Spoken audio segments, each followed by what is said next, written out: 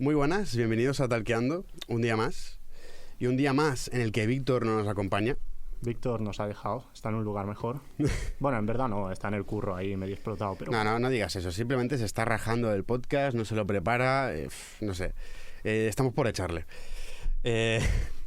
Bueno, vamos al tema de hoy. Hoy traemos un tema muy interesante. Sí, la verdad que sí. De hecho, a mí personalmente me interesó mucho porque es algo que yo desde que me enteré de que estaban haciéndolo, como que quise ver más porque, no sé, de base me pareció como que estaba bien estructurado y la verdad que tengo muchas ganas de ver qué nos cuentan.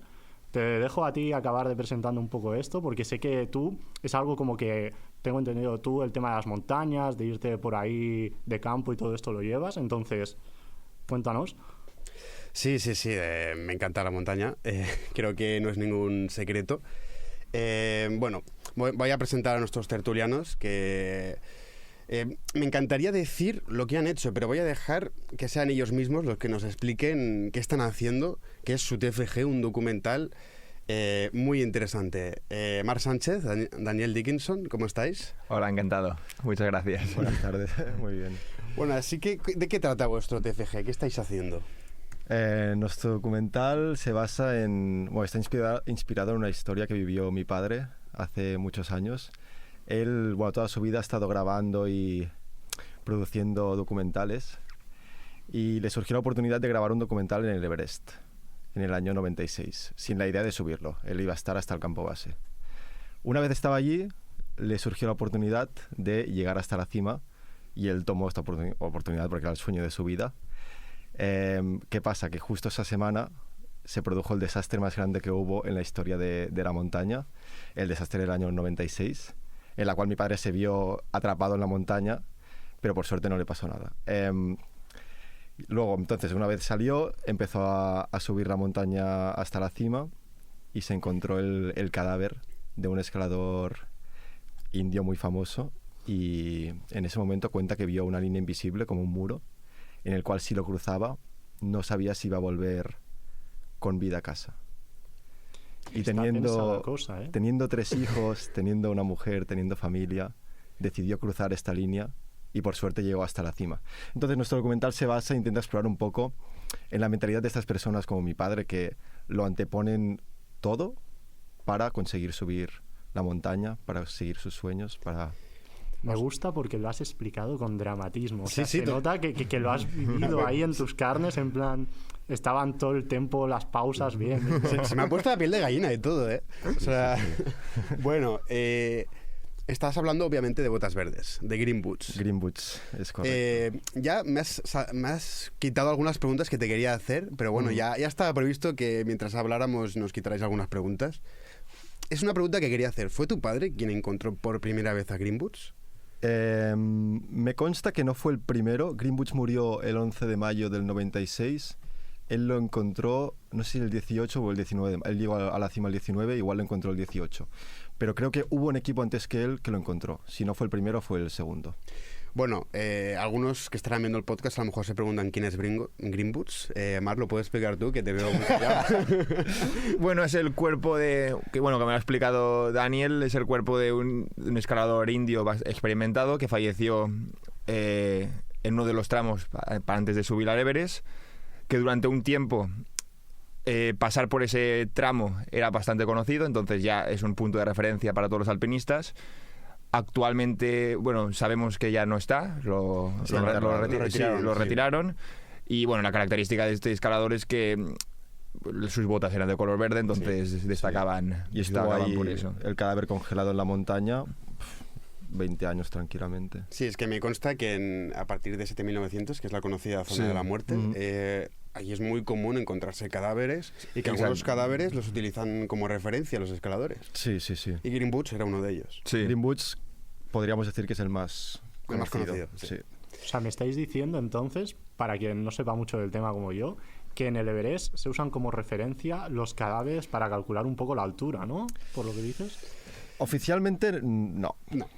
Ahí se usan los campos y el South Col, por ejemplo, pero no pero yo creo que dentro de la jerga de la gente que ha subido varias veces, sí que conocen ciertos puntos o se ubican geográficamente. Al final puede ser que te encuentres de repente en una tormenta a menos 20 grados, no veas absolutamente nada y necesites algo que esté cerca de ti para ubicarte. Y es más fácil a lo mejor decir qué hay ahí, que es un cadáver, que no una roca o un árbol, o un árbol no, una roca, un bloque de hielo. Sí, más que nada porque un cadáver como que no te lo Algo encuentras en la identificatorio. montaña todos los días. Sí, como Exacto. punto oficial es un poco macabro. la Sí, verdad. sí, sí. Sí, sí, sí. Volviendo otra vez al tema del TFG, Sí. ¿cómo surgió esta idea? O sea, ¿en qué momento pensáis, nos vamos al campamento base del Everest a grabar un documental? ¿En qué momento os pensasteis eso? Bueno, fue hace más de un año y yo me acuerdo que yo estaba en la India en ese momento y me llamó porque tenía que hacer una entrevista para un trabajo de la uni con Dicky, una videollamada, y al final me propuso, bueno, había esa opción de ir al campo base del Everest, que su padre se lo ofreció. Entonces, como él sabe que a mí me gusta mucho el tema de la montaña, el deporte, y los dos nos gusta mucho el running, maratones y demás, Sí. pues bueno, dijimos que era una opción para hacer el TFG, ya que ya que se hacía este viaje. Y nada, el verano pasado ya se confirmó todo el tema de los vuelos y demás. Y al final pues se hizo realidad, lo que parecía una locura. O sea, que O sea, sois todo O sea, lo fue- contrario a nosotros, ¿no? Porque tú y yo, David y Víctor, yo os comenté el último día que había que entregar para ver cómo hacíamos el TFG hoy, hacemos un podcast y lo empezamos y ellos llevan ya un año con esto medio A ver, preparado. fue primero O sea, el viaje antes que el, Sí, que sí, el sí. TFG. O sea, el viaje iba a pasar independientemente del trabajo. Pero, claro, era Sí, inevitable la juntar excusa, las dos sí, cosas. sí, sí. sí, es que yo una pregunta que os quería hacer era en plan, siempre la idea era ir al Everest, pero bueno, ya lo habéis respondido vosotros. Mi padre, el Everest para él es como el punto en el que va a peregrinar o va Sí. a sentirse él mismo durante cada vez que puede. Entonces ha estado ahí ya 8 veces, hasta el campo base, solo ha subido hasta la cima una. Entonces un sueño suyo era llevar a uno de sus hijos, en este caso yo, al Everest, al campo base. Entonces llevamos tiempo hablándolo y... Luego lo hablaremos, ¿no? Porque esa narrativa de... Creo que ha sido 25 años después, ¿no? ¿Habías dicho? Si estamos en 2020... No, 25 27. no, 27. 27. Esa narrativa de primero voy solo, el miedo que supone enfrentarse a esa línea que comentabas y tener una familia y luego volver a hacer ese viaje, pero esta vez con tu hijo, ¿no? O sea, me parece como algo que a nivel de documental da para mucho, ¿no? Porque es como el antes y el después, cómo se vive cada una de las formas, el padre que ya tiene una experiencia en eso, para el hijo que es nuevo, me parece como que está muy guay. O sea, yo cuando vi esa parte del relato a la hora de cómo lo planteabais me gustó mucho. Creo que es muy interesante la línea a la que explorar la narrativa y que merece mucho la pena. Sí, nos costó encontrar Sí, sí, sí. un tema. Estuvimos... Sabíamos que el escenario sería en Nepal, pero había que buscar una historia. Buscamos desde, yo qué sé, temas mitológicos, historias de Nepal o temas sociales. Sabíamos que queríamos hacer un documental, incluso nos planteamos hacer una ficción o una historia inventada, pero teniendo un personaje como es su padre, que ha trabajado en National Geographic, en la BBC, en Discovery Max, ser director de cine y haber subido al Everest, pues creo que tenía que ser nuestro personaje para nuestro documental de TFG. Otro tema que os quería comentar es que me consta que hay 2 campamentos base, ¿puede ser? En el Everest, en Sí, la cara sur y la cara norte. norte. Vosotros fuisteis al nepalí. Sí, correcto. El del otro lado me consta que se puede acceder incluso en coche, puede ser. Es correcto. Pero aún así, yo cuando he estado buscando información sobre tu padre, obviamente, pone que él subió por la cara norte, Sí. pero salió desde el campamento sur. No, desde el campamento norte. Desde el campamento norte. Desde el campamento norte. Vale. Es un tema que quería aclarar porque me he liado un poco con los campamentos. No. Es que yo me leí el libro, entonces suben en coche hasta el campo base. Bueno, es escritor ahora. Sí, Sí. No lo hemos dicho, pero sí. Pero hacerle promo. ¿Cómo se llama el libro? ¿Lo podéis comprar? ¿Dónde va? Que estamos En aquí para Amazon eso. está. en Amazon, sí. Se llama... Bueno, tiene Dead Zone. Tiene muchos libros. The Other Side of Everest, que es Sí. la versión americana. Pero hay más libros Sí, que ha hay hecho muchos después, libros, pero sí. el del Everest es este. No, y subieron en coche hasta el campo base. Creo que ya habían hecho jornadas de aclimatación antes, porque no puedes subir en coche hasta 5.000 metros.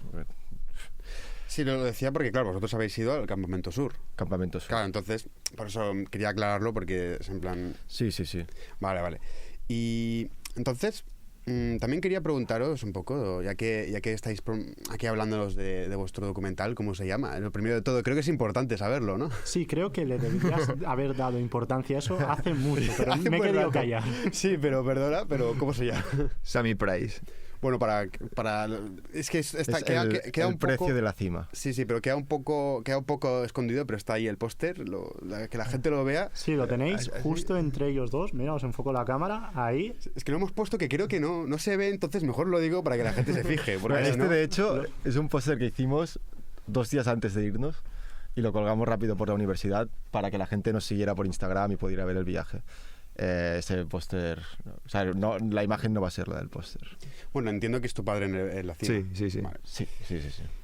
Y, vale, siguiente pregunta. ¿Vuestro documental tiene algunas referencias? ¿Os habéis inspirado en algunos otros documentales del mismo género? Sí. Sí. O sea, claro, partimos de la base del documental de mi padre que grabó cuando subió Summit Fever, puede ser. Summit Sí. Fever, correcto. Entonces vamos a coger bastante metraje de ahí para ilustrar las imágenes de archivo. Y aparte también un documental que hemos estado viendo mucho es el de Sí, 14 cimas, que es un Está en Netflix. Sí, un Sherpa que ha escalado los 14 8000 en 7 meses. Y eso ha sido un nuevo récord. El anterior era en 7 años y él lo ha hecho en 7 meses. Qué locura. Sí. Y bueno, así que habláis así de referentes, no sé si, en plan, lo quiero comentar así un poco con vosotros. ¿Conocéis un documental llamado Meru? De Jimmy Chin, no sé si sabéis quién es. No. Yo no. Es un cineasta también que hace sobre todo cine de montaña, también hace esquí y subió el Meru, que no sé si sabéis qué montaña es. No. Es un 6000 del Himalaya también, que es conocido como la aleta de tiburón. Y es es el típico, digamos el sueño húmedo de cualquier escalador. Sí. Y es un documental así que intentan subir la aleta de tiburón, que dicen que es de las montañas más complicadas a nivel de escalar del mundo. Están literalmente semanas subiendo por una por una pared completamente vertical. O sea, si lo buscáis lo encontráis. Ojo que David les ha pillado al hueso. Es el director a la de gente que Free ha hecho aquí Solo. el documental. Sí, yo pensaba ¿es el de Free Solo, el director? No sé. O sea, el director se llama Jimmy Chin, pero también... Es asiático, sí, bueno, es americano. Estadounidense de origen asiático. Creo que es sí. escalador. Sí. Bueno, escalador de... Sí. Sí, lo subió con Conrad Anker, que es quien encontró el cuerpo de Mallory. Conrad Anker. Sí, hoy creo que he visto es un documental, ¿no? Sí, es un pero Sí, o lo he sea, visto. son 3, el tercero... Que no- lo intentan, fracasan y luego Sí, vuelven a... que suben el primer intento, fracasan y se ve que 6 meses antes uno de los 3 tuvo un accidente que casi se queda catatónico y el otro sobrevivió a una avalancha en las Sí, montañas sí. y ahora sí los muy locos 6 meses después se fueron ahí y consiguieron subir a escalar Es el de Free Solo. Sí, también. vale. Sí, Vale, sí, vale. sí. No, pero Sí, también, sí que lo he visto. Sí. nada, así por comentar y en plan... Porque, bueno, a lo mejor es un documental del mismo género y, bueno, no trata exactamente de lo mismo. Este es como más... tiene mucho más recursos. Obviamente los 3 escaladores ya tenían un nombre. Con las referencias nos ha pasado que teníamos que analizar distintos documentales, sobre todo para algunas asignaturas. Hemos aprovechado para hacer el diseño, la propuesta de marketing del documental, porque lo teníamos que hacer, entonces hemos aprovechado. Y teníamos que poner posibles documentales que serían como documentales que vería la gente antes que el nuestro. Y en el caso de los documentales de montaña, creo que se da un caso muy, muy interesante, que es que un documental de montaña nunca va a ser tu enemigo si tú estás haciendo un documental de montaña. Porque la gente que mira un documental de montaña tiene todas las papeletas de mirarse todos los documentales que hay de montaña. Y esto lo notas en que hablas de cualquier documental y seguramente quien ha visto uno los ha visto todos. Son muy fieles los alpinistas. Bueno, yo no los he visto todos. Solo he visto algunos de vez en cuando. quería seguir un poco también el hilo del desastre del 96. Ujú. Antes de empezar a hablar de este tema, quería hablar de una película que salió hace pocos años, Everest, Sí. que trata de esto, del desastre del 96. Y quería preguntar, aunque entiendo que no, porque estoy mirando el reparto y en plan los personajes que aparecían, ¿tu padre tiene algo que ver con aquella expedición que narra la película de Everest? No, o sea, mi padre estaba en la cara norte mientras todo esto sucedía. Sí, me consta que murieron 8 escaladores. Sí. Vale. Sé que tuvo relación, o sea, cuando haces una expedición al campo, bueno, al Everest, son 2 meses de aclimatación, de estar al campo base, de hacer diferentes ascensiones, y sí que es verdad que al final te conoces con diferentes grupos, en Nanche Bazar o en el mismo campo base del Everest, hace relación. Y bueno, sí que nos contó que había conocido a gente que falleció o los había visto semanas antes. El grupo indio, sobre todo. Sí. O sea, al final son alpinistas que durante su tiempo de aclimatación van conociendo a otros y hacen contacto, pero al final pues pasan estas Al fin y al cabo en el campamento base todo el mundo se conoce, ¿no? Sí, exacto. O sea, vosotros cuando fuisteis ahí con el padre de Vicky, ¿os encontrasteis a gente que, en este caso tu padre, ya conocía previamente o es algo muy puntual que haya gente que coincide en este tipo de sitios? En el campo base estuvimos poco rato, estuvimos 3 horas. Sí, 3 horas. 3, sí. Pero sí que durante la subida, sí que en algunos momentos reconocieron a mi padre. No porque él estuviera en el año 96, sino por los trabajos que había hecho en la televisión y tal. Y por expediciones anteriores que había hecho con otros compañeros. Bueno, es curioso porque en el mundo de la escalada, la montaña, hay mucha gente muy conocida en el mundillo, pero luego de normal por la calle nadie les reconoce. Claro. Pero lo que me llama la atención es que una vez que estuve escalando en Montserrat, estuve escalando el Gorro Frigi, llegamos arriba y había 2 señores así de unos 50, 60 años y mi padre reconoció a uno de ellos. Y no me acuerdo cómo se llamaba el hombre, pero se ve que era un escalador muy conocido. Que fue el que equipó, por ejemplo, el que equipó la Teresina, que es la primera vía ferrata de España. Y mi padre, ay, no sé qué eres, tal, no me acuerdo del nombre, lo siento, pero en plan, yo no sé quién es, ¿sabes?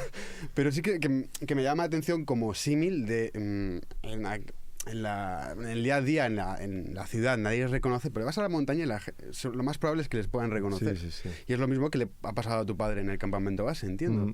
Sí.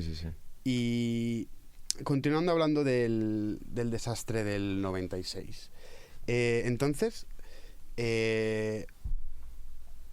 la expedición del desastre del 96 que figura, por ejemplo, en la película, subieron por la otra cara, entonces. Por la cara sur. O sea, había 2 expediciones, las famosas, que eran Mountain Madness y Adventure Consultants. Entonces, Rob Hall y Scott Fisher eran los líderes o directores de esas expediciones, eran muy conocidos, mucho renombre, tenían multitud de montañas a sus espaldas y nadie pensaba que eso les podría pasar a ellos nunca. Claro, fue una combinación, no fue una cosa que pasó mal, fueron una combinación de errores que provocó que casi todo el equipo de Adventure Consultants y el líder de la expedición de Mountain Madness fallecieran en la montaña. Yo quería también preguntaros una cosa, porque entiendo que tu padre algo te habrá contado. ¿Cómo es pasar lo que es el escalón de Hillary, que es justo el último tramo antes de llegar a la cima? Porque es famoso por ser un tramo pues extremadamente complicado. Y no sé si tu padre te ha explicado algo sobre cómo es subir esa zona, ese tramo de allí. No. Su ascenso está grabado. Que son... Bueno, él nos lo pasó. Son 20 minutos, ¿no? Unos 25 minutos de vídeo en VHS. Que fragmentos de ese vídeo salieron en su película. Pero claro, tiene derechos creo que la BBC. Pero nosotros sí que nos cedió pues el vídeo entero. Y a mí, por lo que nos contó él estaba tan metido en que el plano saliera bien y estaba tan metido en la función de director que no sé hasta qué punto le dé importancia al paso Hillary. O sea, a mí sí que lo que me dijo es que tuvieron, no suerte, pero subieron solos y pudieron estar 40 minutos en la cima. 40 minutos. Y eso es algo que hoy en día, si no es impensable, es muy difícil. Hay una foto muy famosa del escalón de Hillary del año 2019. Sí, que la sacó Nimsey, ¿no? Sí. Que se ve absolutamente lleno de gente, Sí. una cola enorme. Sí, se hizo viral esa foto. Entonces yo creo que ahora se hacen turnos por estar en la cima y no puedes estar más de 10, 15 minutos como mucho. Entonces, claro, creo que cambia mucho el hacer el escalón de Hillary solo o esperando en una cola durante 3 horas a que otros escaladores suban y bajen. Y hay algo que os quería preguntar, y es que, porque lo estabas comentando así un poco, ya es más a nivel emocional, ¿no? Porque, hostia, tienes a tu padre que en el 96 escala el Everest y pasa este suceso. Claro, yo me imagino en una perspectiva así, yo como hijo estaría cagado de miedo de que a mi padre le pase esto. ¿Cómo se plantea este reto a nivel de que, pues quizá pruebas de subirlo tú y pasa cualquier cosa? O sea, porque estamos hablando mucho de la parte audiovisual, de lo que se enfoca el documental, pero yo personalmente yo estaría cagado a nivel de ¿y si pasa cualquier cosa? ¿Y si el tiempo ahí? Porque las condiciones meteorológicas ahí son una locura. Te puedes encontrar con situaciones dramáticas y, claro, ¿vosotros os preparáis mentalmente para esto o realmente estáis tan enfocados en el proyecto que le dais un plano secundario y como que os enfocáis mucho más en hacemos esto, pase lo que pase, ¿sabes? Sí. Es que, sí, nosotros subimos con una expedición, Jagged Globe, se llama la gente con la que subimos, y éramos 10 en el grupo. O sea, no subimos nosotros 3, sino que íbamos con un grupo de gente de Inglaterra, porque, bueno, su padre es inglés. Entonces, sí que es una reflexión que hicimos después del viaje, es que vivimos nuestro trekking fue diferente al resto de miembros del equipo. Porque nosotros, al estar más enfocados al documental, pues entrábamos en casas o conocíamos a gente que a través de un trekking normal pues no conoces. Y esa parte sí que estamos orgullosos de ella porque sí, hemos conocido una cultura, una comunidad que a través del turismo o de las expediciones que se suelen hacer para subir al campo base, pues no tienes. O sea, que vosotros, en ese sentido, miedo cero, ¿no? O sea, simplemente os enfocasteis a nivel del documental, a nivel de conocer la gente, la cultura, aprovechar la experiencia vital. No, yo me acuerdo que amigos míos se despedían como si no volvieran a ver nunca. Claro, es que creo que hay que aclarar que subir al campo base del Everest es más fácil de lo que la gente se piensa. A ver, a nivel físico, Daniel y yo estamos más o menos preparados, porque nos gusta mucho el deporte, como ya hemos dicho. Pero es más una cuestión, el mal de altura es una cuestión más genética o de... Sí, aleatoria casi. Sí, aleatoria, sí. O que no ha subido, no sé, demasiado rápido, no has respetado las pausas que se tiene que hacer para hacer esa ascensión, pero no es físicamente no hay escalada, hielo. No es una parte técnica, no hay que tener unos conceptos técnicos muy elevados, simplemente es un trekking, una caminata que suelen ser 6-7 horas diarias, pero a un ritmo muy lento. Pero también te lo exigen, los guías. O sea, incluso yo estaba cansado de ir tan lento y los guías... Marc estaba desesperado. Porque era muy lento, pero es que me decían, es que después lo vas a agradecer porque ya verás que hay mucha gente que nos pasaba, pero a ritmo normal. Y yo digo, madre mía, pues si estamos yendo a ritmo de taca-taca. Y claro, muchas de estas personas a lo mejor después les da el mal de altura, empiezan a tener dolor de cabeza o náuseas y tienen que bajar. Para la gente que no lo sepa, ¿qué es el mal de altura? El mal de altura se produce por la falta de oxígeno. Digamos que tú en el nivel del mar tienes todo el oxígeno encima de ti, el 100%, y a medida que vas subiendo la cantidad de oxígeno disminuye. Y a 4.000 metros tienes el 50%. Y en la cima del Everest, no sé si el 25 o algo así. Entonces, por la falta de oxígeno, tu cuerpo se tiene que adaptar a esa falta. Y si no le das tiempo, te coge lo que es el mal de altura, que empieza con un dolor de cabeza y continúa con mareos, ganas de vomitar, etcétera, y terminas con edema pulmonar, edema cerebral, coma e incluso muerte. La muerte. Sí. Qué trágico todo lo pintáis aquí.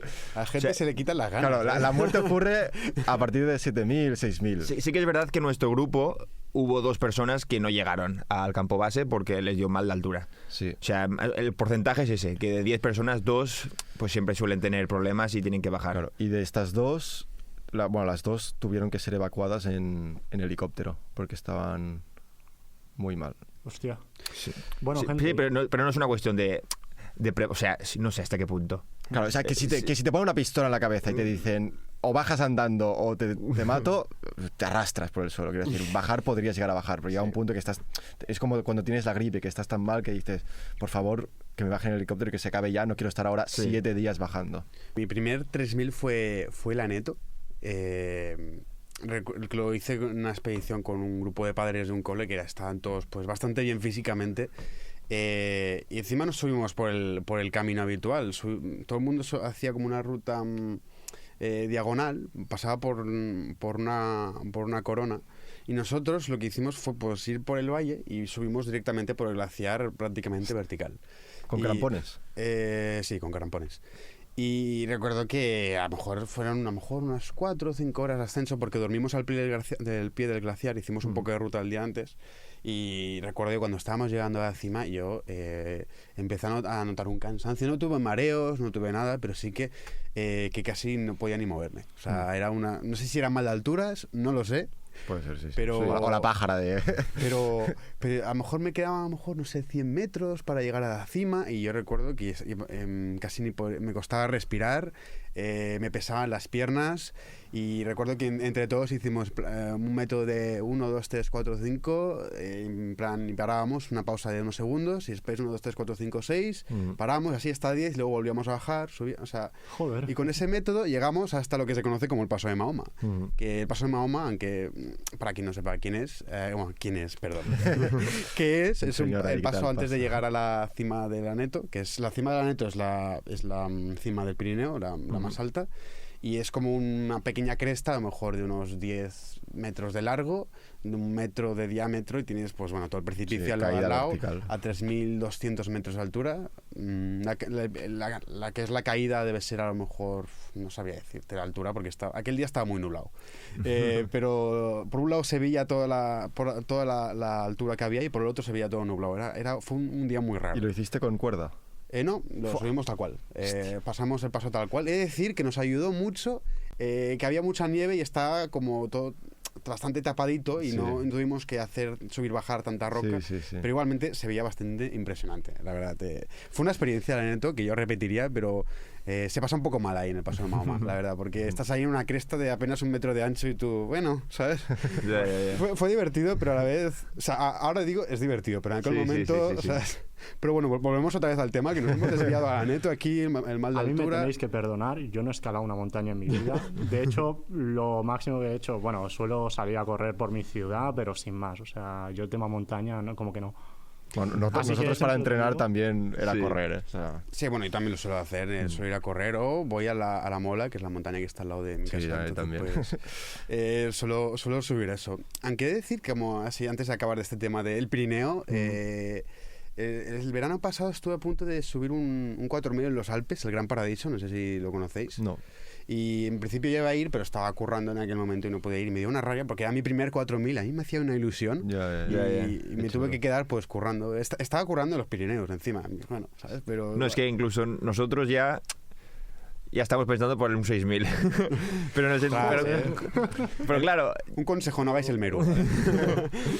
pero claro, eso es un tema que también hemos hablado él y yo, de al final tampoco me siento alpinista. Yo no soy alpinista, y la comunidad alpinista tampoco me llama. Sí que es muy acogedora, pero no es una afición que tenga. O sea, al final nosotros vamos más al número, que es el 6000, y no tanto por la belleza y la técnica del alpinismo. Porque yo, por ejemplo, tengo 0 idea y tengo miedo a las alturas. O sea que no soy... Al final... Y aparte que es un sufrimiento. O sea, si subes el Everest, básicamente estás 2 meses sufriendo a más de 5000 metros, que no es una... Claro, una altitud. nosotros subimos... La única experiencia que tuvimos para subir una montaña fue el Kalapatar, que es el día después del campo base. Es una montaña de 5600. Ni tan mal. Sí, pero son 400 positivos, pero son 2 kilómetros. Y en ese...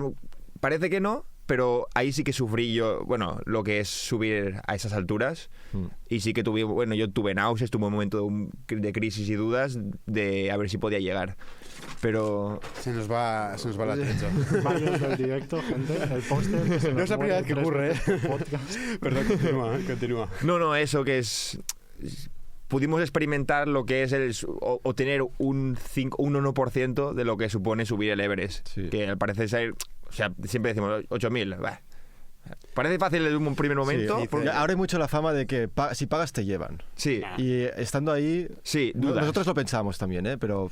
Sí, o sea, te ponen los pies en el suelo. Claro, pues yo no sé quién dice eso, porque yo me planteo subir 8.000 metros, sea con alguien de guía o no, y yo me cago vivo. Es que a nosotros nos han preguntado si hemos subido el Everest. Y que decimos, no, hemos ido al campo base. La gente se piensa que es como muy fácil subir el Everest. Ya. O sea...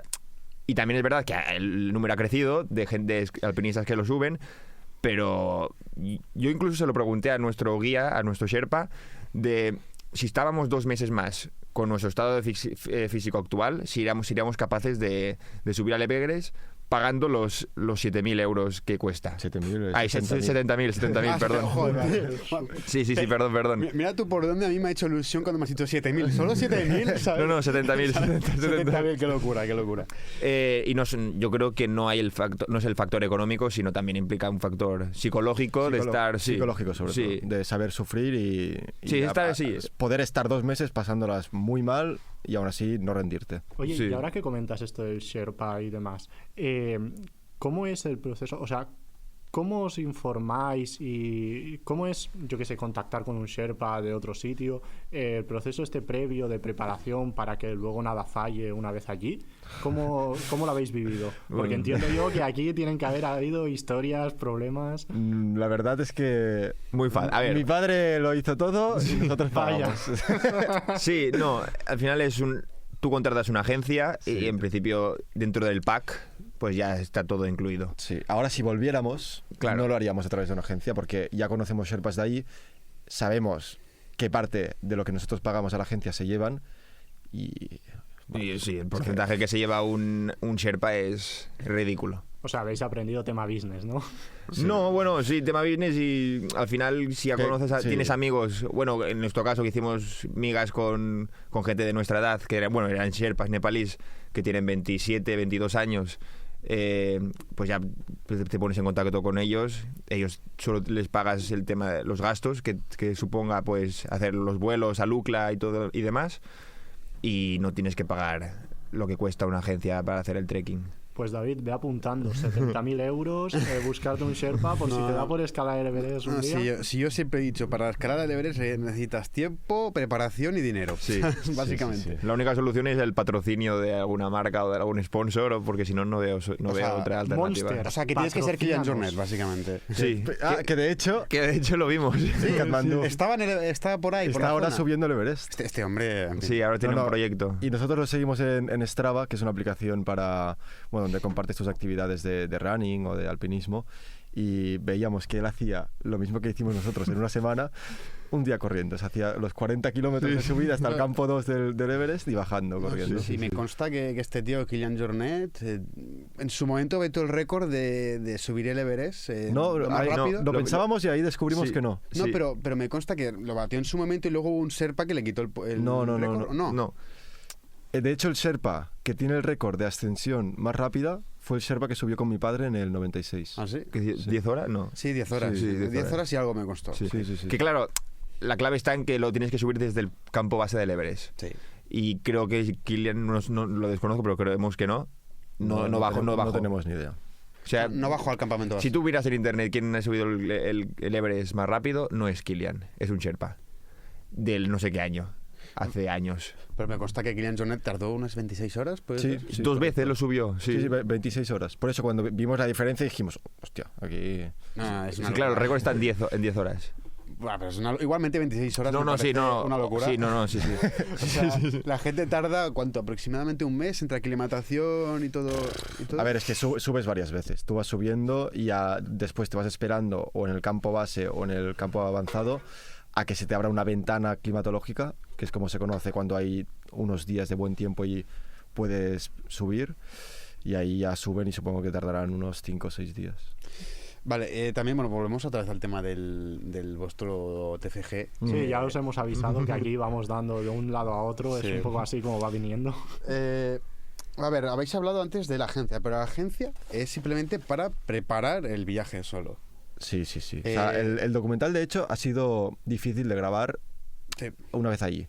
O sea, yo lo que quería preguntar es un poco el proceso de preparación y planificación del rodaje en el Everest, a nivel de producción, los permisos, el presupuesto. ¿Cómo ha sido todo ese O sea, permisos, proceso? por ejemplo, no hemos pagado ninguno. Ahí Sí que había carteles. Había carteles que ponía, si estás grabando un documental tienes que pagar $1.500.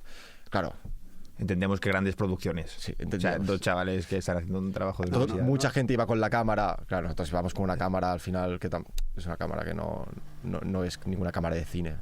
Una Sony Alpha y una Fujifilm, que son buenas cámaras, pero las podría usar cualquier amateur para Sí, hacer sí. fotos. Entonces, no hemos pagado permisos para grabar el documental y queríamos llevar un dron, pero está prohibido por tema Te lo permisos. requisan en el aeropuerto, justo al llegar. Sí. Aparte, me parece un poco arriesgado llevar un dron a tanta altura, ¿no? Bueno, de hecho, ha habido drones que han volado por encima del Everest. Sí. Sí, lo hicieron con los últimos Mavic. Como Pero ahí a lo promoción. mejor te viene una ventisca y se lleva el dron. Claro, bueno. Son riesgos. Es que son riesgos, ¿sabes? ¿Qué vale más, una toma o un dron? Bueno, no sé yo, ¿eh? Pero sí, creo que a veces las tomas, algunas valen oro. Sí, ¿y tema presupuesto? Pues una ruina. Sí. No lo sabíamos y no lo queremos saber. Bueno, hay crowdfunding, dejaremos en el Sí. link aquí abajo.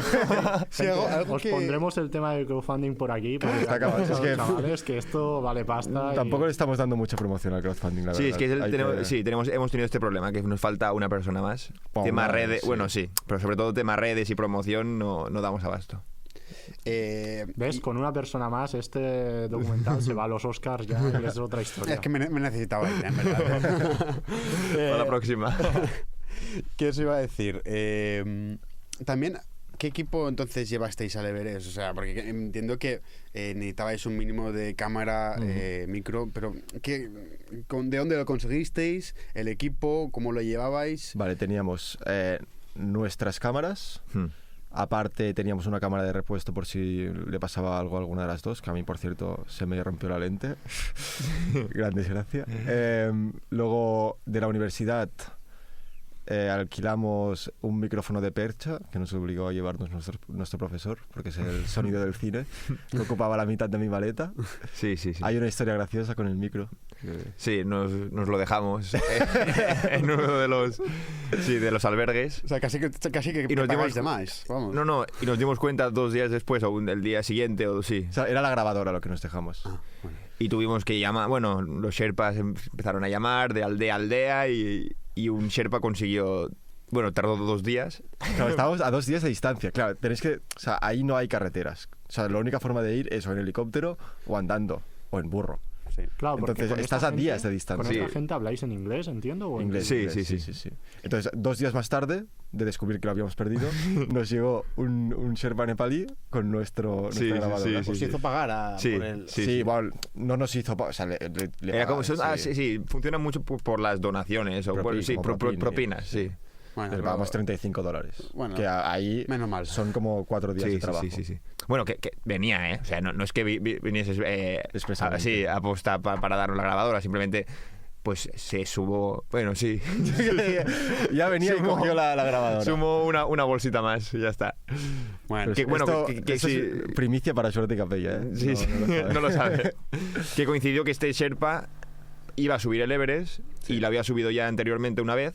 Entonces aprovechamos para hacerle también una entrevista y estaba encantado. Sí. Y bueno, había muy buen rollo entre todo el mundo. hablando así de Sherpas, quería hablaros un poco de que entiendo que también cómo es la cultura nepalí. Entiendo que antes lo hemos comentado un poco por encima, cómo es conocer una cultura pues bastante diferente. Y también hablaros un poco de los Sherpas, porque yo he leído por ahí que los Sherpas en verdad no es un guía del Everest, sino Sherpa realmente es como una región. Una región. Bueno, son los guías que nacen en una región. La verdad es que es una cultura muy chula, o sea, son personas súper agradables. Bueno, la cultura nepalí en general. Y la verdad es que lo tienen muy difícil, o sea, tienen unas condiciones de vida y laborales muy complicadas. De hecho, pues eso lo tratamos en el documental. La razón por la que nosotros, los europeos o los americanos, subimos al Everest es por voluntad propia. Para ellos no hay otra opción. Para ellos, jugarse la vida es la única forma de traer el pan a casa y que su familia coma.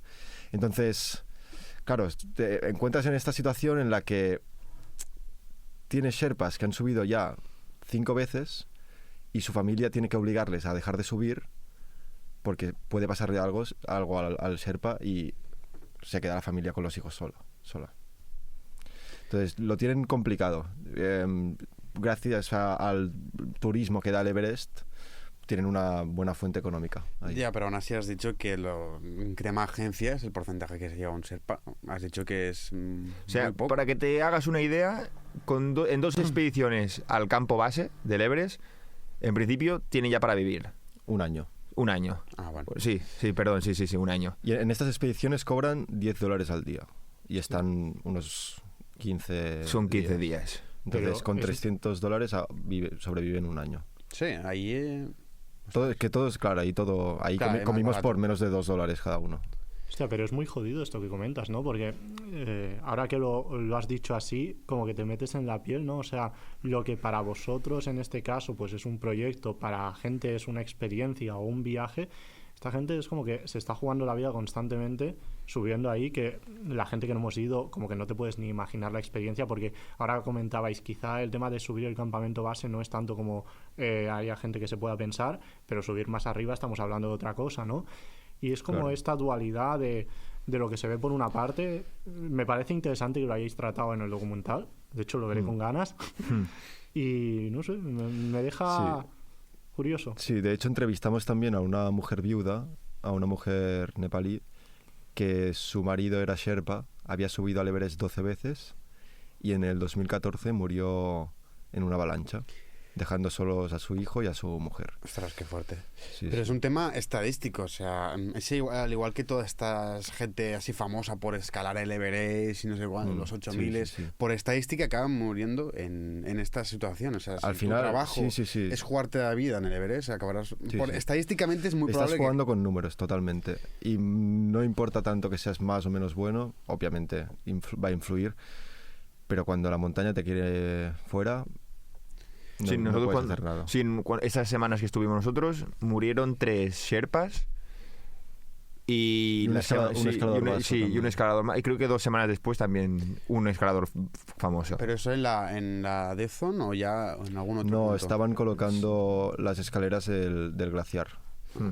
Que hay un punto donde hay unas escaleras sobre una grieta, ¿puede ser? Sí, exacto, ahí. Y entonces Claro. se les cayó un glaciar encima. O sea, como un bloque de hielo O enorme. sea, que a ver, en el Everest... Porque van de noche, Ah, porque está todo congelado.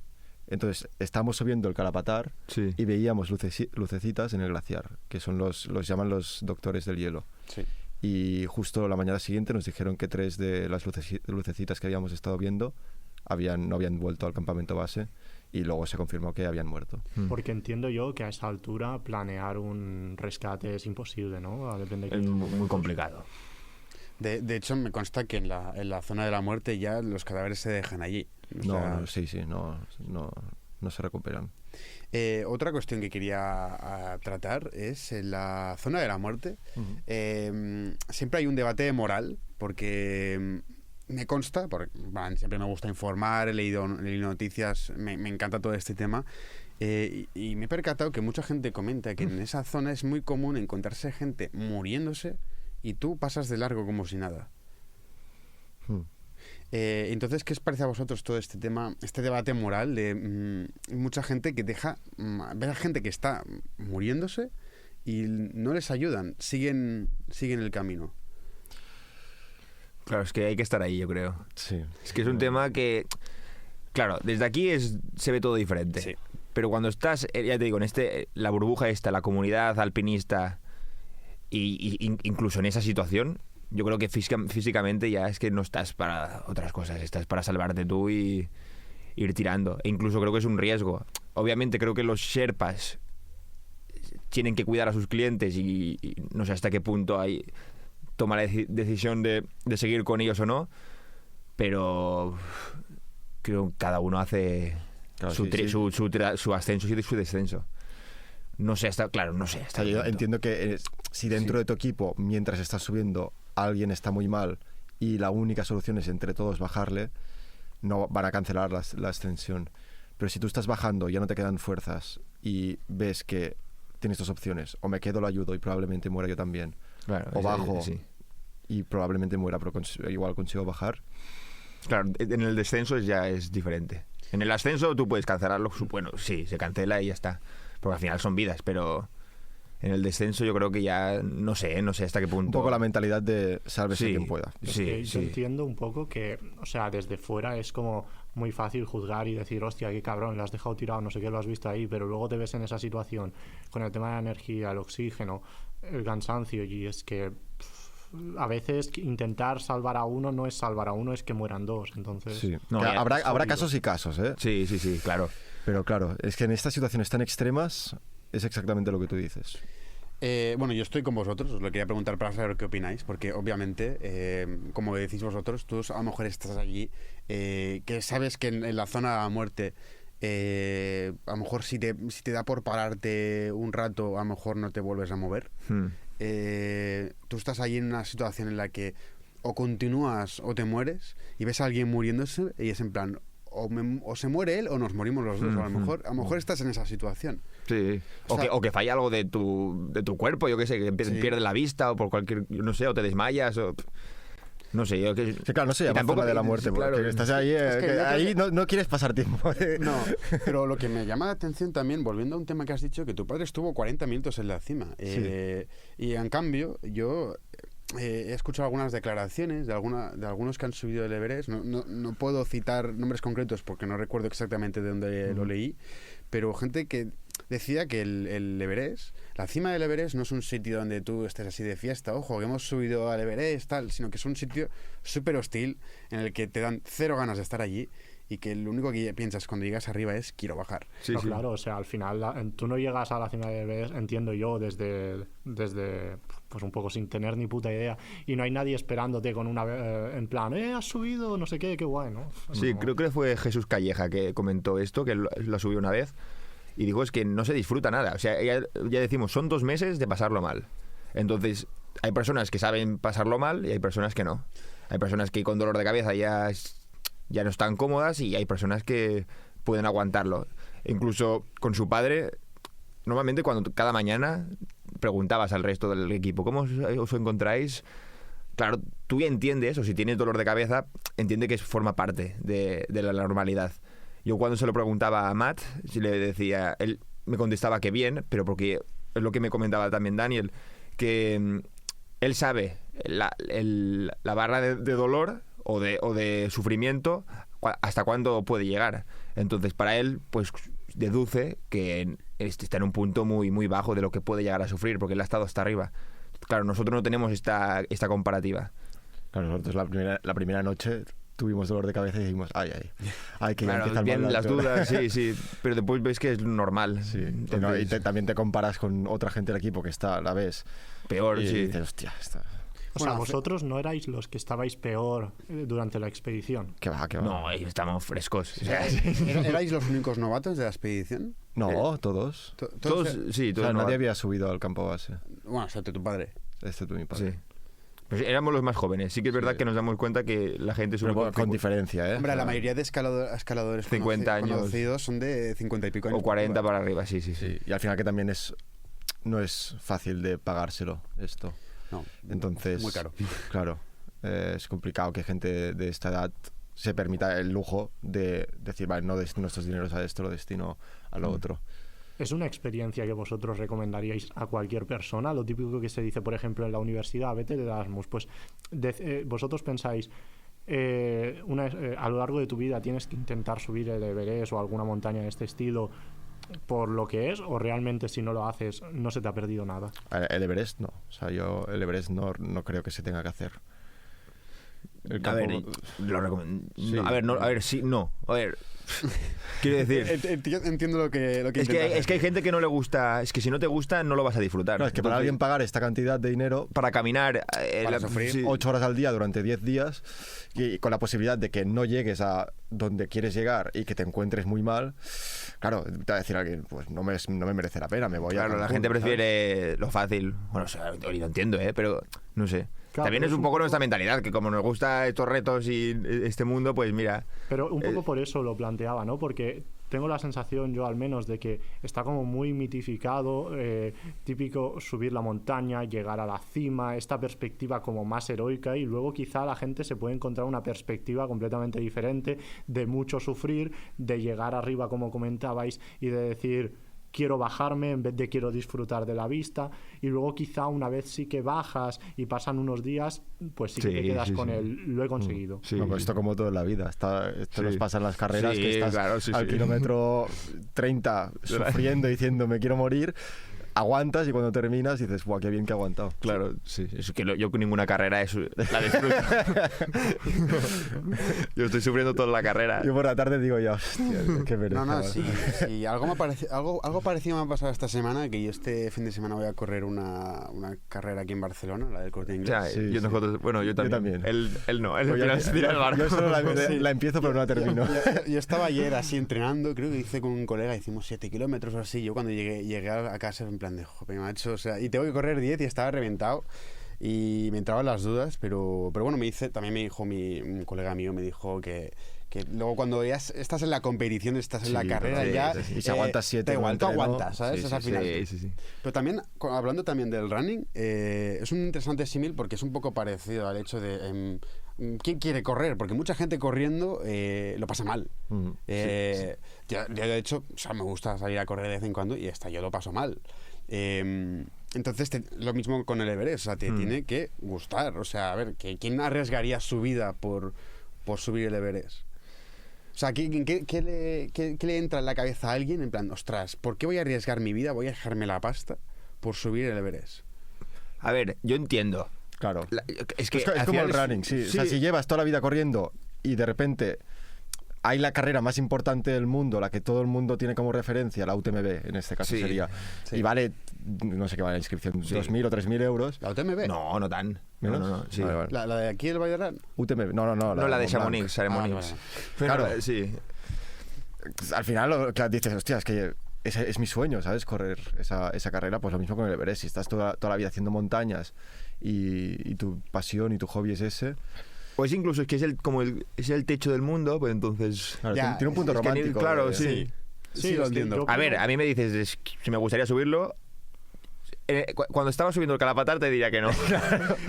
Pero después, 3 días después, digo, guau, me gustaría subirlo. Si tengo la oportunidad, se me presentas. Claro. Pero claro, es que es sufrir. O sea, es que conocimos a un grupo de polacos que lo están subiendo, 4 de ellos lo suben. Y ayer me escribieron, bueno, los escribí porque vi que, bueno, suben de vez en cuando stories y a veces les comento y tal. Y me dijeron que estaba previsto para el 10 de mayo, a partir del 10 de mayo, hacer la ascensión. Pero claro, es que esto ya llevan más de... Claro, estos Sí. estaban cuando estábamos nosotros. Sí, Nos entonces- llevan ahora más de un mes y medio en el campo base. Sí, es... Y de hecho me pasó un vídeo de una avalancha justo a su lado. Que te la enseñé. Sí.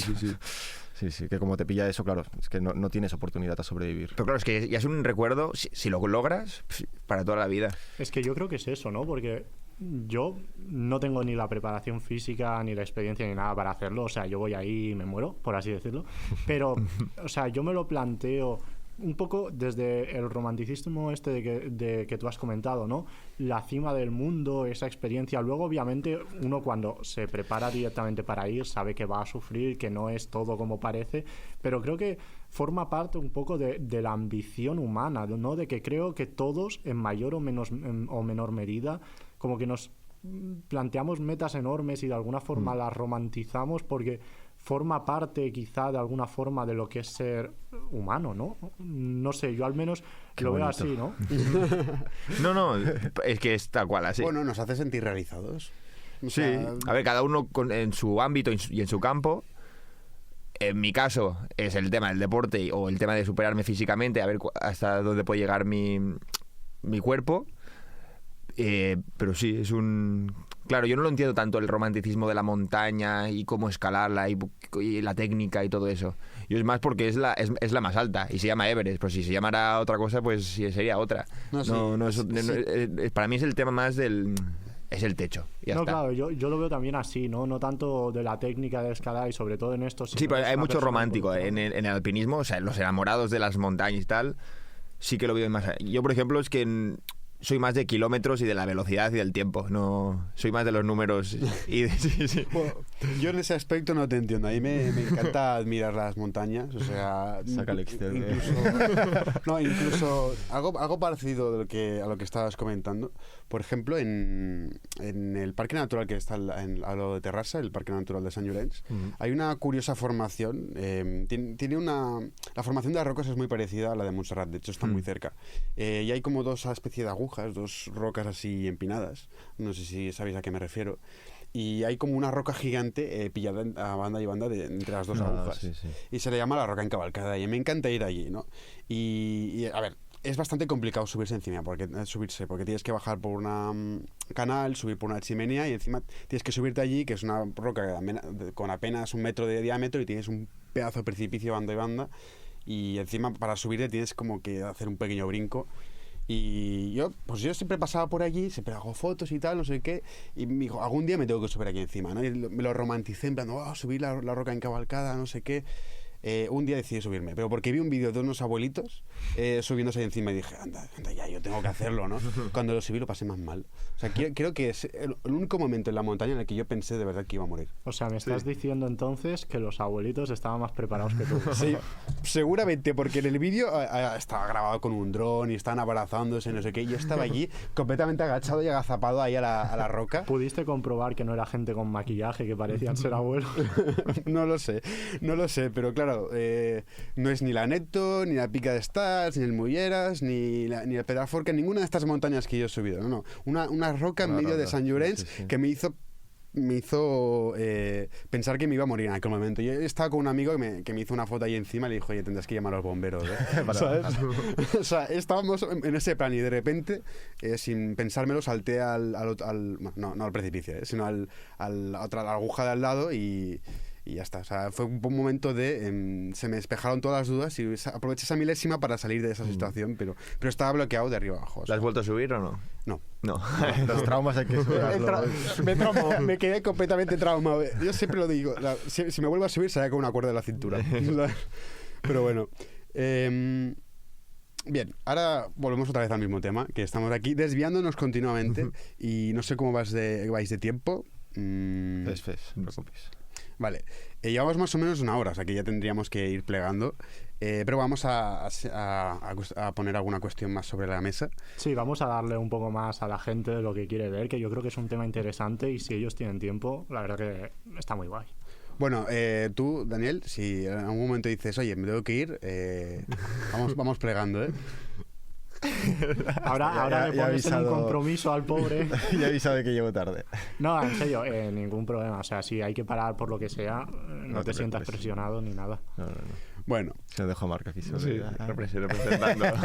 Vale, ahora volvemos otra vez al documental. Otra vez. ¿Qué habéis aprendido durante todo este proceso? Y también... si ahora veis diferente, por lo que habéis dicho, entiendo que sí, veis un poco, ahora el Everest lo veis de manera diferente, el campamento base, esa situación, ¿os ha cambiado la percepción? Sí, a mí sí. A mí se me han quitado un poco las ganas de subir el Everest. Vaya. O sea, ¿no os quedasteis con las ganas de subir más arriba? A mí sí, pero ya te digo, claro, ahora mismo sí. Ahora, un mes, habiendo pasado un mes, bueno, no sé cuántas semanas. Sí, pero cuando estaba ahí pasándolo mal, ahí te hubiera dicho no. Yo creo que es un poco eso, ¿no? De que una vez ahí, si lo estás sufriendo mucho, pues dices, quiero volver a mi casa, pero luego cuando vuelves a tu casa y piensas, he estado a 5.000 y pico metros, ya descansado y tal, dices, pues quizá podría haber hecho más. Sí, no, sí, suele ocurrir. O sea, nos ocurre creo que a todos. En plan, en el momento dices, no soy capaz, pero luego dices, quizá... Algo más sí que podría haber hecho. Y luego también, ¿qué habéis aprendido durante lo que os he preguntado antes? ¿Qué habéis aprendido durante esta producción, durante este rodaje? Cosas a destacar, consejos. Que nos faltan manos. No, a ver, Yo, por ejemplo, estoy muy contento como hemos trabajado él y yo. Porque al final estás conviviendo con la misma persona 20 días. Y al final es un amigo, pero siempre cuando trabajas en en un documental o cualquier proyecto que tengas, siempre hay discusiones. Y en este caso no hemos tenido ninguna. ¿No? No. Hemos hecho buen tándem. A ver, aún falta el mes de mayo para hacer el montaje, pero en esa parte sí que nos hemos compaginado muy bien a la hora de trabajar. También creo que reafirma que nos gusta mucho la temática esta, no solo del alpinismo, sino el hecho de viajar a un país totalmente diferente, culturalmente. Sí, nos pasa que fuimos el otro día a ayudar a unos amigos en un rodaje y no nos sentimos tan... no cómodos, pero sentimos que no es nuestro lugar, un rodaje tan ficcionado, por ejemplo. Que en nuestro sitio es más en el campo con una cámara y yendo a hablar con unos polacos y a ver qué sale de la conversación. Creo que esto que comentas es muy importante, ¿no? Porque yo creo que, sobre todo cuando te embarcas en un viaje de estas magnitudes, ¿no? Tanto a nivel de trabajo, en plan irte a Everest y todo, a nivel de preparación, el equipo con el que trabajas, estar cómodo en unas situaciones tan adversas es muy importante, ¿no? Y en ese caso, si habéis coincidido de esta forma también, es como algo que es muy de valorar, ¿no? Porque... Sí, pero a la vez notábamos que nos faltaban manos, que, claro, lo notamos sobre todo con el Instagram, que teníamos que grabar las imágenes para el documental y luego teníamos que estar con la cabeza en el Instagram, que ahora te grabo con la cámara, luego saco el móvil para grabar con el móvil, luego tengo que sacar el micro para grabar con el sonido con el micro. O sea, que era un poco teníamos que abarcarlo todo y no llegábamos. También, por ejemplo, cada tarde cuando llegábamos al albergue teníamos que pagar por electricidad, que eran unos 400 rupias, que aproximadamente son 3-4 dólares, y tenías una hora de electricidad, entonces teníamos que conectarnos con el portátil y volcar todo el metraje de las SDs. Claro, todo este tiempo es tiempo que la gente está descansando o tomando un té, que claro, suponía una carga mental un poco más de, ahora aún tenemos que pasarlo todo, aún tenemos que subir el post diario de Insta, que al final ya lo abandonamos. Pero claro, si lo volviéramos a hacer, si pudiéramos, sería con un equipo más grande. Bueno, sí que me fijé que estuvisteis unos días desaparecidos de repente. Sí, pero eso ya era por cuestión de que no había internet. Sí, eso sí iba a preguntar, porque claro, vosotros ibais subiendo y vais colgando cosas y pensando en que todavía tienen cobertura esta gente. Pagamos 2.000 rupias por una tarjeta SIM que en teoría nos daba internet durante el trayecto. Sí, 50 gigas o así. Sí, pero al final también teníamos que pagar internet en los albergues porque no iba muy bien. No nos daban ni clave de wifi, ¿no? Ni nada. Sí, pagabas, sí. O sea, bueno, eso tiene que pagar hasta wifi. Y cada vez cuando a medida que vas subiendo, pues... Sí, claro, a ver, cuando ves cómo está llegando todo allí, lo entiendes, porque tú ves cómo llega todo. Llega o a las espaldas de un Sherpa, un portador, o en un jack. No, sí, obviamente. O sea, tiene su dificultad. No tienen carreteras. Es igual el paquete de Oreos que te estás comiendo lleva 2 semanas subiendo. Sí, o sea, el transporte se ha de pagar un poco. En plan, ese plus, o sea, pasa en todas partes, hasta el... Barro un poco siempre para casa, pero hasta La Mola, que hay un restaurante ahí arriba, en La Mola. Pues que lo suben en burros. Sí, lo suben en burros. Entonces, claro, todo allí cuesta el doble. Y, claro. O sea, a lo mejor el menú te cuesta 30 pavos. A lo mejor de por sí vale 15. Bueno, pero porque en lo suben en Barcelona burro, ya te cuesta 30. El doble. Es que es complicado, ¿no? Porque es lo que comentáis. Os hacen falta manos, pero también cada vez que metes más gente en un proyecto, también hay más posibilidad de que pues ese núcleo tan firme, en plan de que trabajáis también, pues se complique. Sí, o sea, estamos contentos, o sea, somos partidarios de grupo reducido. Sí, o sea, no pasaríamos de 6-7 personas. O sea, mucha gente no es bueno. No, y a lo mejor tener a un cámara, un especialista en ser cámara, que tenga control del gimbal, que domine técnicamente pues el tema de la cámara, porque sí que es verdad que cada 2x3 era configurar, a lo mejor se me escapaba el balance de blancos y... Ya. Hostia, mierda. Bueno, ahí blanco teníais, ¿eh? Con la nieve. Sí, pero sí, había muchos parámetros que desconectabas un segundo y ya... Porque para que la gente lo sepa, ¿cada uno de vosotros cumplía un rol en particular o era un poco cada uno os ibais intercalando y sabíais hacer más o menos lo mismo? Bueno, Daniel sale en el documental, bueno, es un personaje. No, yo no. No. Hará un cameo. Sí, a lo mejor hará un cameo, pero nada. Y sí que es verdad, grabábamos las entrevistas, un plano máster, y después a lo mejor yo ya grababa más planos detalle o planos más cerrados. Y el tema del sonido, pues a lo mejor alguien del grupo, de nuestro trekking, pues nos ayudaba con la percha o... Claro, teníamos otras situaciones en las que yo estaba hablando con alguien, por ejemplo, con un Sherpa, y de repente surgía una conversación súper interesante que Mark se ponía a grabar desde atrás así o desde adelante. Sí, un poco más discreto, sí. Y luego yo grababa solo para el sonido, grababa con la cámara pero solo para el sonido. Claro, aprendes un poco a adaptarte a estas situaciones cuando tienes una persona que está haciendo de cámara, que en este caso era yo, cámara, y a la vez tiene que salir en el documental, por lo tanto habrá momentos que no podrá estar detrás de la cámara, te quedas con una cámara y tiene que hacer de cámara, sonido y todo. Es que esto que comentas es muy importante, ¿no? Porque, o sea, entiendo yo que hay un límite hasta el punto en el que todas esta clase de cosas las podéis planificar, ¿no? Entonces, ser muy observadores, haber encontrado oportunidades, cosas que merezca la pena grabar, saber sobrellevar las situaciones de forma que sea natural, porque al final tampoco les puedes dar un guión escrito, por así decirlo. No, que va. O sea, si al final nuestra preparación fue: queremos entrevistar a un Sherpa que haya subido ya al Everest. Entonces ahí era buscarnos la vida para encontrar este Sherpa. Queremos entrevistar a alguien que quiera subir al Everest este año. Pues lo mismo. Y otra cuestión que os quería plantear, el documental, entiendo que contienen, sin hacer mucho spoiler, porque entiendo que queréis mantener un poco el hype, pero sobre todo en qué se compone, en entrevistas, imágenes que habéis grabado vosotros, o también contiene mucha imagen de archivo. Todo, el esqueleto son las entrevistas. Las conversaciones chulas, sí. Y algunas son muy interesantes. Luego también imágenes que hemos grabado allí, imágenes de archivo, de mi padre sobre todo, porque son las demás son más difíciles de conseguir. ¿Habéis tenido que pagar por alguna imagen de archivo? De momento no, pero sí que caerá alguna, creemos. Sobre todo cuando se hablan de avalanchas del 2015 o 2012, porque hay, de gente que murió, pues estaría bien acompañarlo, pero hay que verlo. Y tema de cesión de permisos, de cesión de derechos de imagen y tal, ¿no se está suponiendo ningún quebradero de cabeza? Que va, no. Como te lo pasa todo tu padre, entonces... Sí, las imágenes de archivos sí. Y las imágenes que grabábamos allí, la gente en general estaba bastante contenta de salir en el documental. Además lo planteamos mucho como un proyecto universitario que a la gente se le hace más ameno que no un documental. Entonces nadie dijo, yo no querría salir. Claro, si tenemos 30 años o así, a lo mejor ya... Claro, eso lo hablábamos, de que si tienes 50 años, este proyecto no es que sea inviable, pero se complica muchísimo. Porque nosotros con la carta de, no, estamos haciendo un proyecto para la universidad, se nos abren muchas más puertas. Sí, éramos los simpáticos del grupo. ¿Y habéis necesitado que os firmen algún papel cada entrevistado, algún consentimiento firmado, o simplemente ya os ha bastado con el consentimiento verbal?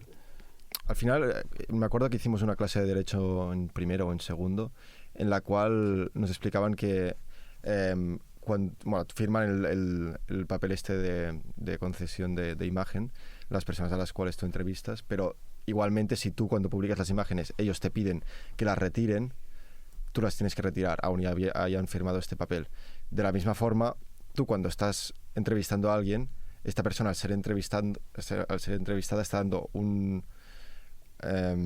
está permitiéndote a ti de forma implícita que la entrevistes. No sé si me explico. Sí.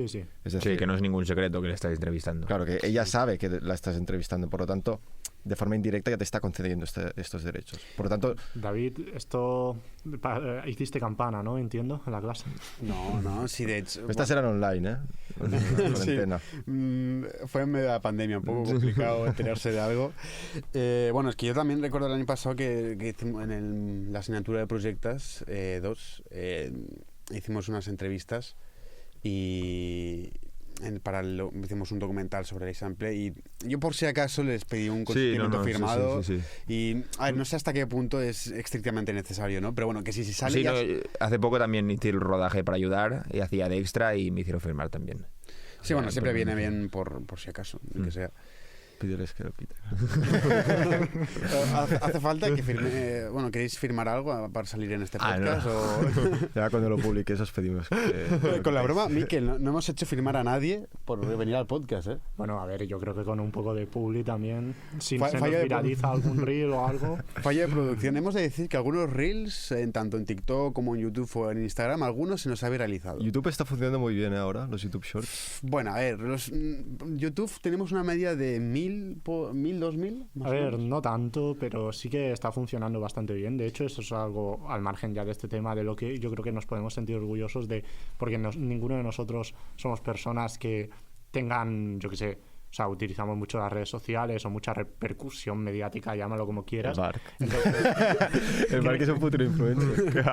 entonces, esto crece de cero, y para crecer de cero y la gran cantidad de contenidos que hay en todas las redes, pues en ese sentido está guay, parece que a la gente le gusta, o sea que bien. Yo lo digo porque a lo mejor algún clip que os hemos pillado, de repente se hace viral en TikTok. O Dios en te TikTok es escuche. peligroso, ¿eh? A lo mejor te llega de golpe una propuesta de, oye, quiero darte 1.000 euros al crowdfunding porque te hemos escuchado, no sé qué. Ahí chévere. os acordáis de nosotros. O también nos han funado un poco en TikTok, se nos viralizó, de repente había como 40 comentarios, gente discutiendo entre ellos por un podcast que hicimos de videojuegos, no sé. Bueno, pero esto es como todo, o sea, al final cuando tú tienes una opinión de algo, la gente le puede parecer bien o mal. Yo soy de la opinión de que opinen, sin más, o sea, cualquiera es libre de manifestarse mientras no me toquen los huevos. Bueno, volvemos un momento al tema, ya creo que es hora de ir cerrando. Sí, deberíamos, que tampoco quiero aquí que el pobre Dicky esté en plan, ¿sabes? Bueno, a ver, para acabar, me gustaría preguntaros si tenéis alguna anécdota más que comentar. Que, por ejemplo, cuando subisteis un vídeo a Instagram en el que no sé si era la policía que os estaba diciendo algo por grabar o... No, ese fue un momento, la del aeropuerto. ¿Quién era el aeropuerto? No, eso fue que me metí en la pista, no era la pista de aterrizaje, pero dentro del recinto para grabar un vídeo, porque el Marc justo lo había hecho antes y yo quería el mismo vídeo. Total, que mientras yo lo estaba grabando me vino el policía y lo que pasa con los policías nepalíes es que nunca sabes si tomártelos en serio o no. Sí, eso es otro tema. Porque igual a mí me piden abrir la maleta y luego al Marc le llaman para abrir la maleta y si el Marc no contesta... Sí, si me hago loco y no quiero venir, pues... Van a decir, pues nada, pues esta no la abrimos y la van a pasar. y siguiente. Es como una policía, no que puedes vacilar, pero que nunca sabes hasta qué punto es seria o no. O se están haciendo sus reglas a medida que va avanzando el día. Sí, que no sabes si te llaman por obligación de trabajo o si simplemente se aburren y dicen, vamos a revisar la maleta. No es que se aburren, es que te llaman, pero es que si no les haces caso, pues dicen, pues nada, da igual, siguiente. No vamos a perder el tiempo. Qué fuerte. Entonces aquí al final no acabó en nada, ¿no? No tienen autoridad. Bueno, la tendrán, pero no nos la mostraron. Es un poco como en Japón, ¿no? Entiendo que allí la policía como que intenta como imponer, pero es en plan, oye, ¿os importaría que...? Y si no les haces ni puto caso, pues ya. No sé. Yo lo desconozco. Lo de Japón me parece que nadie aquí lo sabe. No, sí, yo tengo entendido eso. Yo ¿no? estuve en Japón y no tuve no tuve ninguna experiencia con esto. Sí que es verdad que, por ejemplo, cuando hice escala en China y tenía que mostrar el pasaporte a la policía china, hostia, impactaba. Claro, o sea, ahí dices, ay, si no paso. Porque digo, sí, me quedo aquí. En el control de pasaportes de Nepal íbamos con los $50 que cuesta el visado y el tío nos empieza, no, dólares no, tenéis que pagar en euros o en no sé qué. Y nosotros, no. Y empezó así como 2 minutos y al final cogió los dólares. Es que, es que no entiendes nunca si te están vacilando o quieren estafarte o algo. No sé. Es raro. Es todo muy raro, la verdad. Sí. Otra pregunta que os quería hacer, porque estuvisteis en Lukla. Sí. Lukla, el aeropuerto de Lukla es conocido como ser el aeropuerto más peligroso del mundo. Sí. De hecho, yo tengo uno de mis mejores amigos, está estudiando para piloto y le hablé de este aeropuerto y me dijo, oye, este aeropuerto un poco peligroso. No, lo siguiente. Porque, vosotros entiendo que aterrizasteis en ese aeropuerto. Sí, es que creo que hay que aterrizar sí o sí, si quieres subir a la región de Everest. Hay otro en Namche. ¿Estabais cagados por aterrizar en ese aeropuerto? No, yo... O sea, había la broma de esta de... Es que, ahí sí pasa algo. Es que es una pista súper enana que está encima, empinada y encima tienes una montaña delante. O sea, la cosa es que despegas en un precipicio, entonces si no despegas, pues... Caes. Bueno, Pero yo creo que el problema real no es tanto ese, sino que hay helicópteros como si fueran mosquitos. O sea, tienes 5 helicópteros saliendo cada 5 minutos. Entonces se coordinan a los 10 segundos. Igual sale uno y ya está aterrizando el avión. Bueno, o sea, la policía no está muy bien gestionada, pero... No, está bien gestionado porque no se chocan. De momento. Claro, eso es lo importante. Bueno, creo que hubo un choque, pero creo que... Hace unos años. Hace unos años. Vale. Bueno, me alegro que al menos no pasarais miedo, porque es que yo lo veo. Si Mikel quiere trabajar, pondrá una foto del aeropuerto, porque realmente solo ver la imagen ya dices, a ver, me consta que solo pueden aterrizar... Sí, es un pueblecito, pues...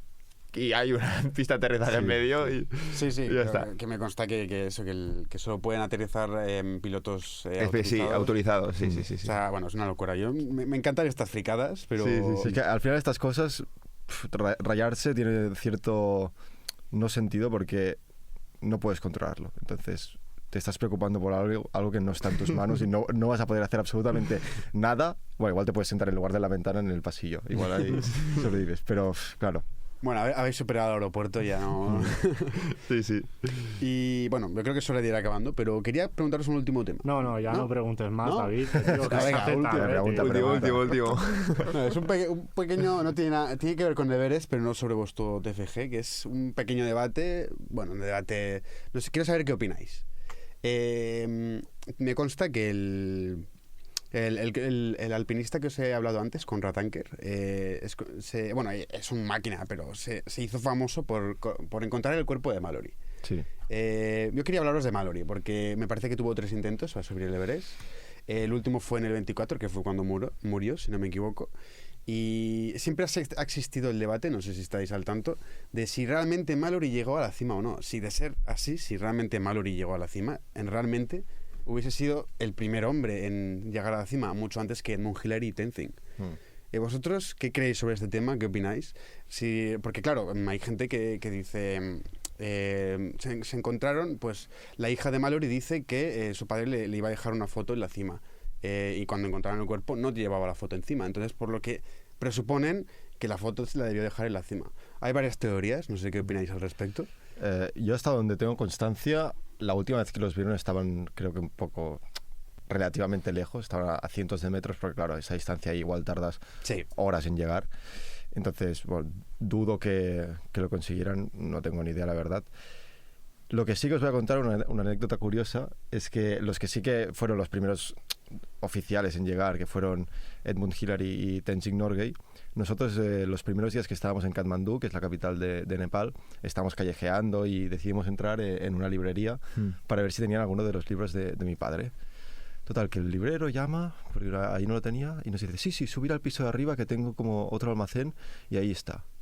Total, que subimos ahí, y el tío nos la enseña, como ahí escondido, tenía la primera edición del año 96. Ostras. Y a ese hombre, a ese librero, le terminamos haciendo una entrevista, porque bueno, decía cosas bastante interesantes y sabía mucho sobre el tema, tenía todos los libros del Everest, sobre todo el desastre del 96. Y ese librero nos acabó pasando el número de Tenzing Norgay, que fue el primer del hijo de Tenzing Norgay, de Jamling, que fue el hijo del primer escalador del Everest, para que lo entrevistáramos. Y fue una pena, no coincidimos con él en el campo base, pero bueno, estuvimos hablando con él y hubo por tanto un momento la posibilidad de entrevistarlo. ¿Y no habéis planteado ni que sea la posibilidad de hacerle unas preguntas y que se grabe haciendo las preguntas para simplemente incluirlo? Sí, pero es que es gente tan mediática que no... Y también se nos va un poco del tema que queremos tratar. Sí. Bueno, pero igualmente... O sea, era más por tener su nombre. Sí, que claro, no... era más tener el... Sí. Sí. Claro, también estuvimos cerca de entrevistar a la mujer de Rob Hall. Relativamente cerca, claro, porque también nos pasó el número y tal. Es unos alpinistas que estuvo en la expedición de Hillary, ¿no? Es el de los alpinistas que murió en el 96.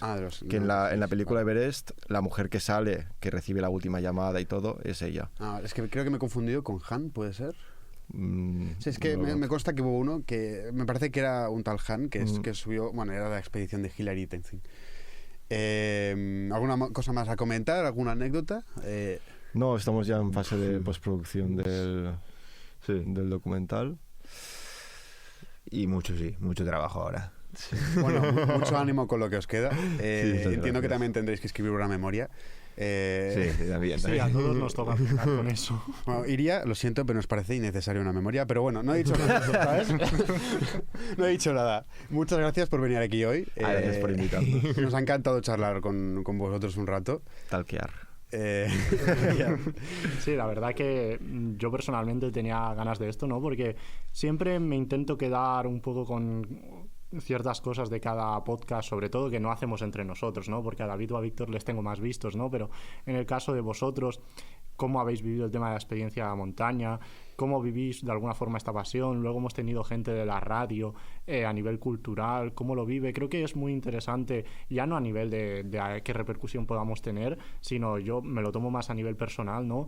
La forma en la que las experiencias de otra gente te pueden llegar a nutrir, ¿no? Es una forma de vivir cosas sin haberlas vivido. Hemos tenido, yo que sé, el actor de doblaje que nos habló de un montón de cosas, es una persona maravillosa que sabe mucho, y creo que en parte es lo bonito de esto, ¿no? Dar a conocer cosas, aprender cosas, llegar a otra gente, porque al final creo que nuestro trabajo en este sentido consiste en esto. A ver, trabajo no, porque no ganamos un duro, pero bueno. Este hombre es un placer, poeta, ¿eh? Un placer, Madre un placer. mía. Bien habla, Miquel. No, a Miquel le gusta adornarse, ¿eh? Sí, a ver, yo a veces me tiro hablando bastante. Bueno, ¿qué le vamos a hacer? He salido así. Bueno, pues lo dejamos aquí, si os parece. Perfecto. Dicky, ya puedes quedar con No, tu cita. ya no están enfadados. Bueno, muchas gracias y mucho ánimo con lo que queda, y nos vemos en el siguiente podcast. Muchas gracias. Chao, chao, Chao, chao. Gente.